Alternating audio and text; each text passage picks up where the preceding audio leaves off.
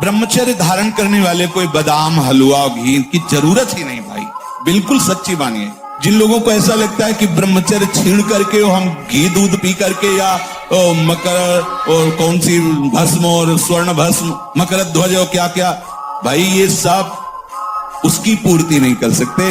ध्यान रखना, जो ब्रह्मचर्य आपका छीण हुआ, जो नस नाड़ियों का अभ्यास आपका गलत बन गया, उसको कोई भी भस्म, कोई भी औषधि, कोई भी घी दूध बादाम पिस्ता पूर्ण नहीं कर सकता। ध्यान रखना, जो ब्रह्मचर्य से युक्त होता है उसकी संकल्प शक्ति बढ़ती है। भले आप मांस खा के मोटी चर्बी और आप व्यायाम करके दिखा सकते हैं कि देखो मैं ब्रह्मचर्य छीण करता हूं लेकिन बलवान हूं, लेकिन आप आत्मशक्तिहीन है। वो आपका मोटा हो जाना बलवान नहीं है, आपके सुंदर सुंदर मांसपेशियां निकल आना वो बल नहीं है। आप शक्ति बलवान वो है जो आए हुए आंतरिक वेगों को सह जाए, आए हुए आंतरिक वेग को जो सह गया वही बलवान है।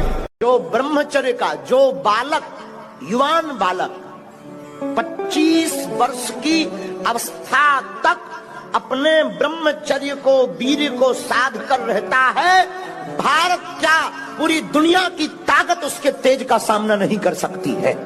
गुरुदेव भगवान, आपकी तरह अखंड ब्रह्मचर्य का पालन कैसे किया जाए, कृपया करके मुझे वो नियम बताएं। पहला, ब्रह्म मुहूर्त में जगना, जग करके हम इतना जल पिए कि या तो हमें उल्टी हो जाए या पच जाए। अगर उल्टी हो गई तो पचने से भी अच्छा होगा। और इसके बाद थोड़ा टहलिए, फिर शौच जाइए, फिर स्नान कीजिए जरूरी, और फिर आधा घंटा व्यायाम कीजिए, कठोर व्यायाम जैसे दंड बैठक ऐसे, फिर आधा घंटा आसन कीजिए, फिर अपनी दिनचर्या में उतर जाइए। विद्यार्थी हैं तो विद्यार्थी खान पान, विशेष खट्टी चीज, कोई नशे वाली चीज या बहुत अधिक मीठा या बादी चीजें, ये ब्रह्मचर्य को नष्ट कर देती हैं। ब्रह्मचारी का सौंदर्य प्रस्फुटित होता है, एक नूर उसके चेहरे पे झलकता है जो ब्रह्मचर्य को धारण करता है। एक नवीन आकर्षण, बालवत चेहरा, एक आकर्षण होता है। और जिसका ब्रह्मचर्य पुष्ट होने लगता है उसके शरीर से सुगंध आने लगती।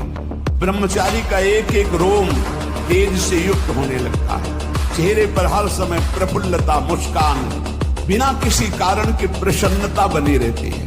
ब्रह्मचर्य सेवन से अमोघ लाभ प्राप्त होता है।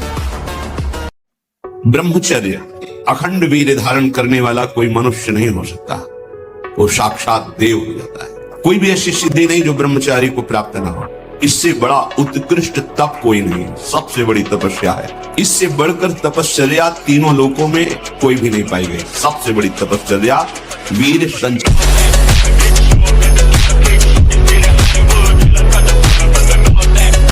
आप देखो जिन बच्चों ने ब्रह्मचर्य छीण नहीं किया है उनको देखो कैसे उछलते हैं, कैसे कूदते हैं, बिजली की तरह उनके शरीर में स्फूर्ति होती है, एक उन्मत्तता है, गाते हैं। क्यों? वो उन्माद पैदा कर रहा है ब्रह्मचर्य, आनंद का उन्माद। और जो ब्रह्मचर्य छीण किए होते मक्खी उड़ाए नहीं होती।